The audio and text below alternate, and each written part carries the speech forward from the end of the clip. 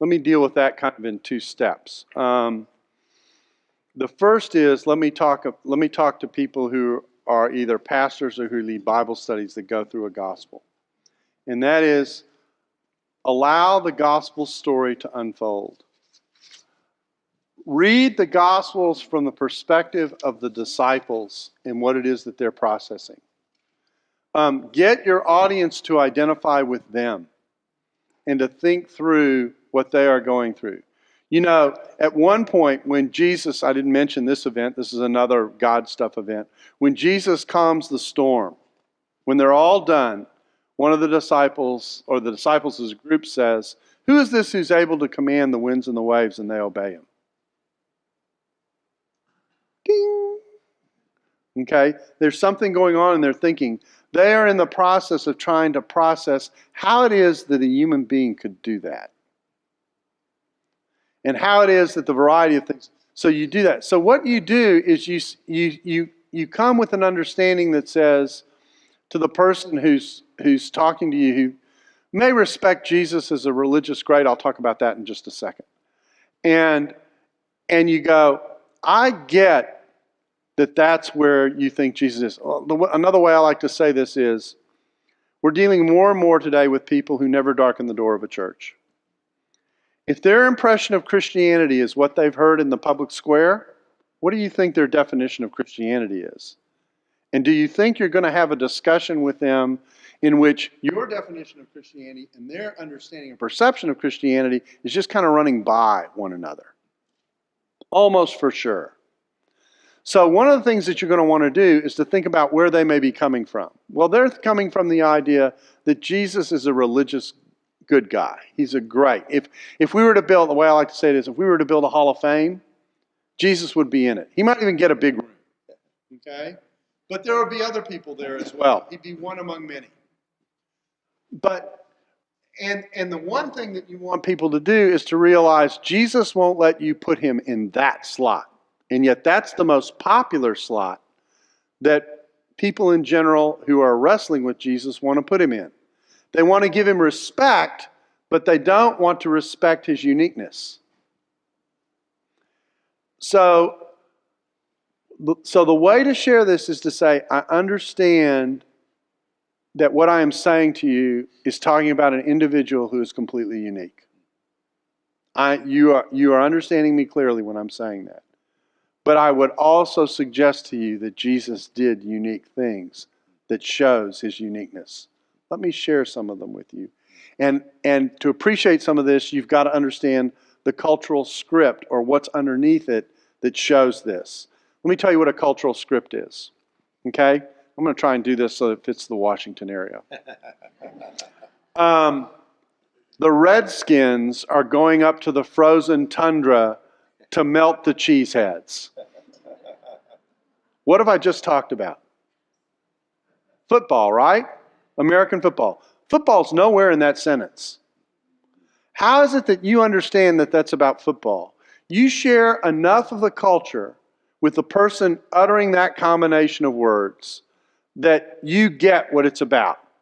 I guarantee you, if someone in Saudi Arabia were learning English as a second language, and I gave them that sentence and I said to them, tell me what this means. I could even hand them an Arabic-English lexicon. Okay? They could look up every word, and when they were all done, they'd still have no clue. That's a cultural script. A cultural script is something that both sides of the conversation get that you don't have to explain. I can just simply allude to it, and we're in that place. And so there are a lot of cultural scripts in the Bible that if you understand what's going on, you really understand what's being said. Everything that I just went through that I call God stuff is a cultural script.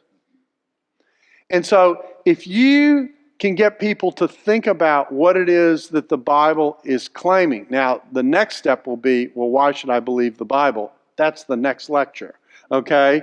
But that's how you go about doing this. But you try and acknowledge, I understand how what I am saying might seem odd, because you can't imagine a human being who could be this kind of a thing.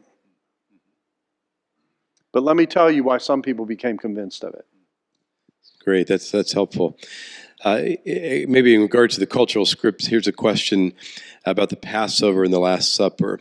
And the question is the Passover scene, the traditional Sabbath prayers prayed at Passover by Jesus, how does that reflect his claims as well? As part of this cultural script, what is the meaning of the Passover and showing who Jesus is? Well, the point is that Jesus took these elements that represented pictures of deliverance in one way or another for Israel and totally redefined them. So it isn't that he didn't go through the Passover sequence, but what he did is to say, in effect, let me tell you about another salvation trip we're getting ready to go on. Okay? So let's think about my body and let's think about my blood. And when I'm up there on the cross, how many of the disciples do you think had flashbacks to that meal? And said, he told us about this. He told us what this was for. He told us what this was about. And then, of course, as the church celebrates it after the fact, again and again and again and again, we're taken back to that same place. I guarantee you, in most churches, when they have the Lord's Supper, most people are not thinking Passover. Because on most cases, in fact, it's almost always the case, you're not even at Passover when you celebrate the Lord's table. He totally transformed the way in which that meal was seen. Who has the right to do that and get away with it? Great. Thank you. You mentioned in your talk, Jesus linked something you cannot see to something you can see. How can we wield this application fruitfully in our daily lives and in a world where many people don't really care about what we cannot see? Well, of course, the point here is that the reason they can't see it is they aren't looking for it.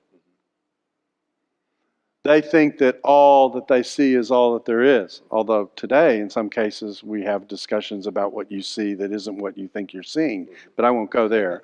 Okay? The point that I'm making here is that part of what Jesus is trying to do is to say, there is a world beyond what you can see. There is a reality beyond what you process in the normal flow of your life. And I would posit it as a question. I think sometimes the best evangelism is done not by making statements, but by posing questions, designed to give a person pause to think about where they are. And that is to say, and if there is another reality, and if Jesus is demonstrating that there is another reality, then how do you relate to that reality that he's demonstrating is present? And you push them. You push them gently, kindly, but you push them to think about the fact that maybe there are things we do not see.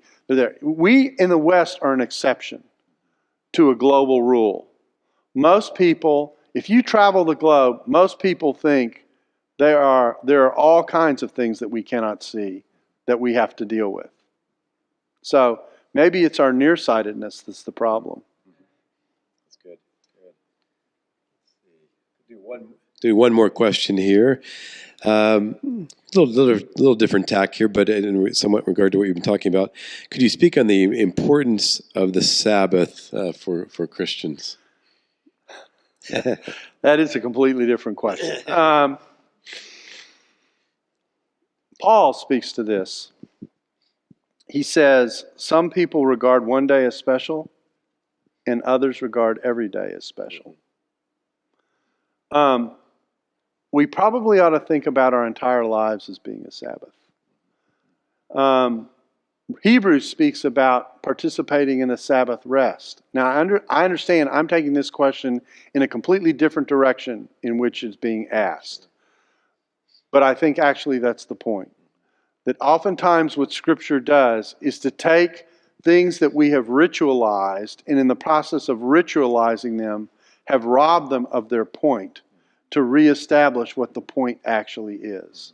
The point of the day of rest is to be sure that I am reflective and in contact with the living God.